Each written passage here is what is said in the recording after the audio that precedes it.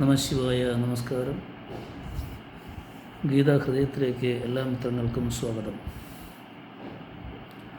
ഗുരുരാതിരനാദിശ്ച ഗുരു പരമദൈവതം ഗുരു പരതരം നാസ്തി തസ്മൈ ശ്രീ ഗുരവേ നമഃ. ഇവിടെ ഭഗവത്ഗീതയിലെ 4-ാം അധ്യായമായ ജ്ഞാനകർമ്മ സന്യാസ യോഗമാണ് നാം ശ്രദ്ധിച്ചുകൊണ്ടിരിക്കുന്നത്. ഇപ്പോൾ ശ്ലോകം 5ഉം 6ഉം നാം ശ്രദ്ധിച്ചു കഴിഞ്ഞു. 6-ാം ശ്ലോകത്തിൽ ഭഗവാൻ പറഞ്ഞത്, നാം പല ജന്മങ്ങൾ നാം ജനിച്ചു കഴിഞ്ഞു അർജുന. അത് നിനക്കറിയില്ല, പക്ഷേ എനിക്കറിയാമെന്നും എൻ്റെ ജന്മ ഉദ്ദേശം നീ കരുതുന്ന പോലെ നിസ്സാരമല്ല എന്നും അന്യന് ഉപകാരം ചെയ്യുക എന്ന പ്രേരണയാൽ ജ്ഞാനോപാർജിതമായ നിർമ്മാണ ശക്തിയാലാണ് ഞാൻ ജന്മമെടുത്തതെന്നും ഭഗവാൻ പറയുന്നു.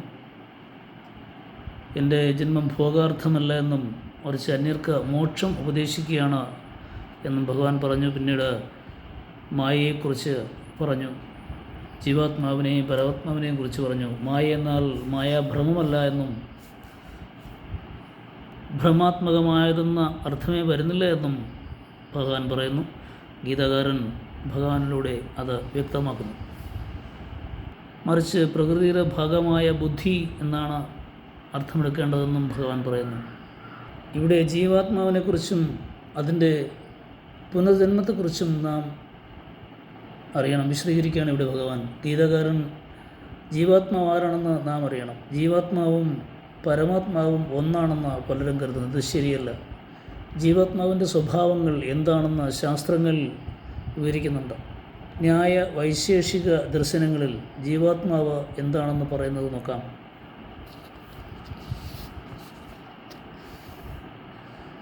ഇച്ഛ, അതായത് പദാർത്ഥങ്ങൾ കിട്ടുവാനുള്ള ആഗ്രഹം. ദ്വേഷം, ദുഃഖം നൽകുന്ന പദാർത്ഥങ്ങളോടുള്ള വെറുപ്പ്. 3 പ്രയത്നം. 4 സുഖം, ദുഃഖം, ജ്ഞാനം എന്നിവയാണ് ജീവാത്മാവിൻ്റെ 6 ലക്ഷണങ്ങൾ എന്ന് ന്യായദർശനം പറയുന്നു.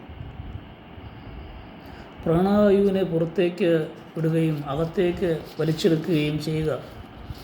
കണ്ണുകൾ അടയ്ക്കുക, കണ്ണുകൾ തുറക്കുക, സംശയിക്കുക, നിശ്ചയിക്കുക, അഭിമാനിക്കുക, ഓർമ്മിക്കുക, എല്ലാ ഇന്ദ്രിയങ്ങളെയും പ്രവർത്തിപ്പിക്കുക, വിശപ്പ്, ദാഹം, സങ്കടം, സന്തോഷം തുടങ്ങിയത് ജീവാത്മാവിൻ്റെ ലക്ഷണങ്ങളെന്ന് കണാദമുനി വൈശേഷിക ദർശനത്തിൽ ചൂണ്ടിക്കാണിക്കുന്നു.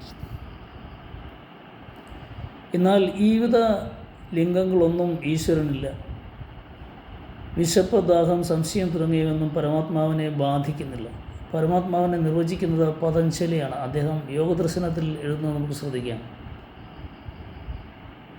ക്ലേശം, കർമ്മം, കർമ്മഫലം, അതിൽ നിന്നുള്ള സംസ്കാരം എന്നിവയൊന്നും തൊട്ട് തീണ്ടാത്ത വിശേഷ പുരുഷനാണ് ഈശ്വരൻ. പരമാത്മാവിനെയാണ് പറയുന്നത്. ജീവാത്മാവിൻ്റെ ലക്ഷണങ്ങളാണ് നാം ആദ്യം പറഞ്ഞത്. ഈശ്വരനും ജീവാത്മാവും തമ്മിലുള്ള വ്യത്യാസം ഇതാണ്. ഈ വ്യത്യാസം ഉള്ളതിനാൽ ഈശ്വരൻ ശരീരം സ്വീകരിക്കുകയുമില്ല. അകായം എന്ന ഈശ്വരനെ ഏക സംഹിതോപനിഷത്തായ ഈശാവാസ്യ ഉപനിഷത്തിലും വർണ്ണിക്കുന്നുണ്ട്. ശരീരമില്ലാത്തവൻ എന്നാണ് അകായം എന്നതുകൊണ്ട് അർത്ഥമാക്കുന്നത്. കായമില്ലാത്തവൻ, രൂപമില്ലാത്തവൻ. ശ്രീകൃഷ്ണനെ ഈശ്വരൻ്റെ അവതാരമായി കാണുന്നുണ്ട്. പക്ഷേ വേദവും വൈദിക ദർശനങ്ങളും പഠിച്ചാൽ ഈ കാഴ്ചപ്പാട് അതിന് വിരുദ്ധമാണെന്ന് കാണാൻ പ്രയാസമില്ല. അകായം, ശരീരമില്ലാത്തത്. അശ്നാവിരം, നാഡീനരമ്പുകളില്ലാത്തത് എന്നിങ്ങനെ ഈശ്വരനെ വർണ്ണിക്കുന്നുണ്ട്. ഈശവാസ്യ ഉപനിഷത്തും യജുർവേദവും. അപ്പോൾ പിന്നെ ഈശ്വരൻ ശരീരം സ്വീകരിക്കുക എന്നത് എങ്ങനെ ശരിയാകും? മാത്രമല്ല, സർവ്വവ്യാപിയായ ഭഗവാൻ ഒരിടത്ത് ജനിച്ചാൽ സർവ്വവ്യാപകത്വം, സർവജ്ഞാനം എന്നീ ഗുണങ്ങളും ഇല്ലാതായിത്തീരും. ഭഗവാൻ ശ്രീകൃഷ്ണൻ ഈശ്വര ജന്മമാണെന്ന് ഗീതയിൽ ഒരിടത്തും പറഞ്ഞിട്ടില്ലെന്ന് കാണാം. അനേകം ജന്മങ്ങൾ ശ്രീകൃഷ്ണനും അർജുനനും ഉണ്ടായിട്ടുണ്ട്. എന്നാൽ ശ്രീകൃഷ്ണൻ തൻ്റെ കഴിഞ്ഞുപോയ ജന്മങ്ങളെ അറിയാം, അർജുനൻ അതറിയില്ല. കാരണം ശ്രീകൃഷ്ണൻ യോഗിയാണ്, അദ്ദേഹം മുക്ത ആത്മാവാണ്. എന്നാൽ മുക്തി കിട്ടിയാൽ പിന്നെ ജന്മമില്ലെന്ന ആധുനിക വേദാന്തികളുടെ തെറ്റായ കാഴ്ചപ്പാടാണ് ശ്രീകൃഷ്ണനെ ഈശ്വര അവതാരമായി ചിത്രീകരിക്കാൻ ഇടയാക്കുന്നത്.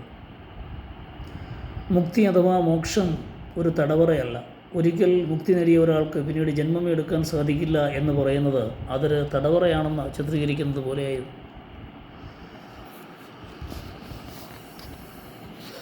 ജീവാത്മാവ് പരമാത്മാവ് എന്നിവയുടെ വ്യത്യാസം മനസ്സിലായി കാണും എന്ന് വിശ്വസിക്കുന്നു. ഗുരു പാതാരബിന്ദങ്ങളിൽ സമർപ്പിക്കുന്നു. എല്ലാവർക്കും നല്ലൊരു ദിവസം ലഭിക്കട്ടെ എന്ന് പ്രാർത്ഥിക്കുന്നു. ശുഭസുദിനം.